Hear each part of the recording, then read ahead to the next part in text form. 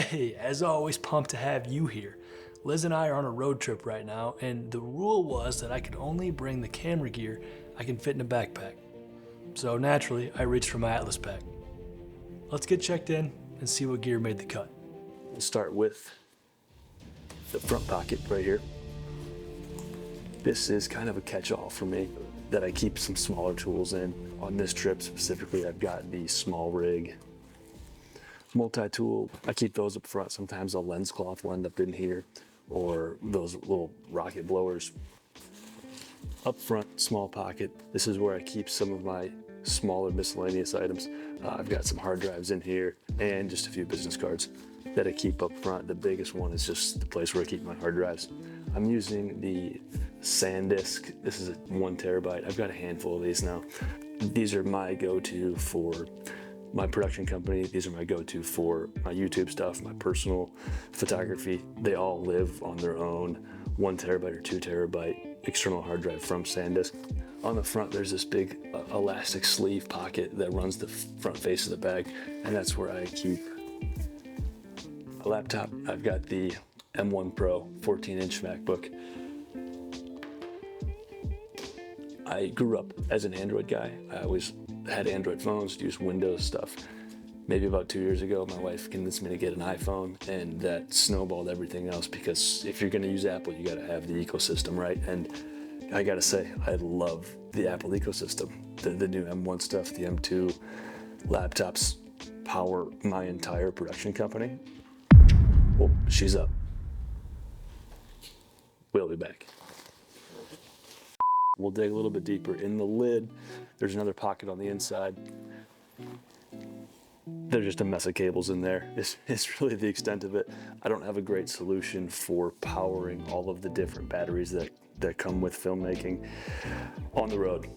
There's one solution out there from Browning that seems really pretty interesting to me. I haven't committed to it yet, but that's on my radar. I'll leave a link to that in the description below if you want to check that out for yourself. That's an interesting solution that you can kind of customize your own portable charging kit for the different batteries that you use. Outside of that, I've got a mess of cables. So if you've got a better solution, help me out. Let me know in the comments below. There's one other pocket here on the side that we've got some stuff in. This is an interesting one. There's water bottle pockets or tripod pockets on either side that you could use.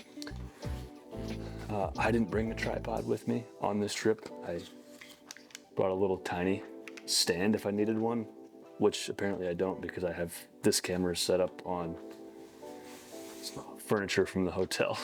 In the side pocket, we've got the Aperture MT Pro. This has been a really cool light that I've been using for the past couple months. You guys have seen this before. You know how it works. A little rainbow action. I probably should use this right. Oh, we're on police mode still. Anybody that looks out the window right now is gonna think. In the window?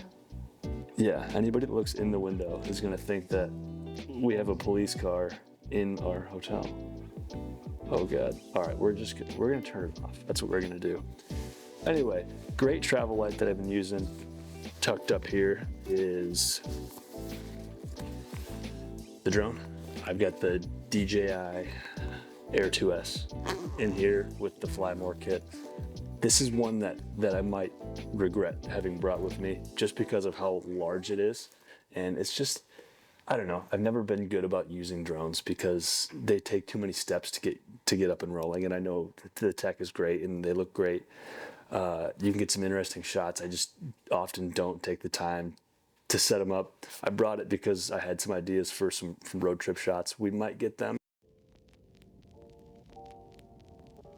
So the drone's living up here, occupying most of this top space. I believe down in the bottom, I've got a rain jacket that just kind of lives in here.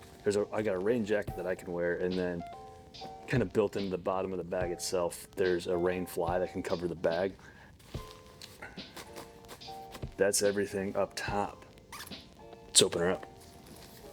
What I can say about this pack in particular is that these dividers are great.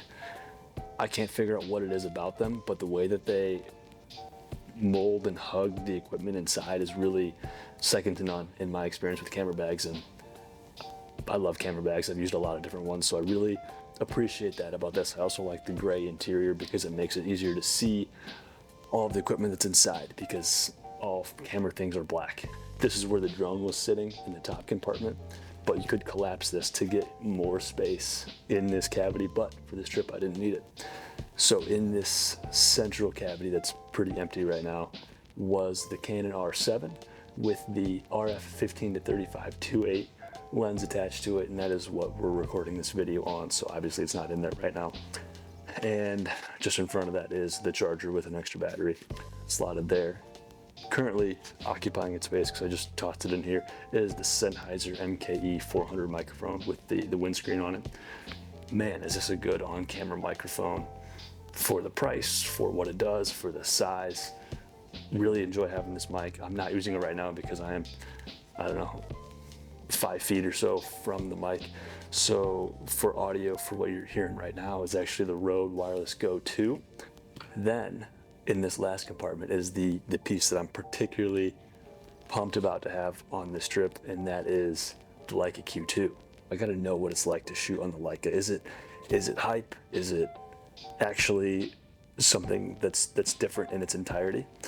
It's made me a different photographer in that I wanted to have it with me everywhere I went, and I haven't experienced that with another camera. So I'm capturing candid photos and authentic photos, and that's never something I've done with my other mirrorless cameras. And it's just a sexy camera. I love it. I'm gonna try to find a way to own one of them. I rented this for the trip. In the back corner here, I had the Leica charger, which is over on a table, and just kind of temporarily, this was on the camera before. This is the Peter McKinnon Polar Pro variable ND. And that is everything that made the cut on this short trip. Again, trying to keep things very concise, compact, and minimalist.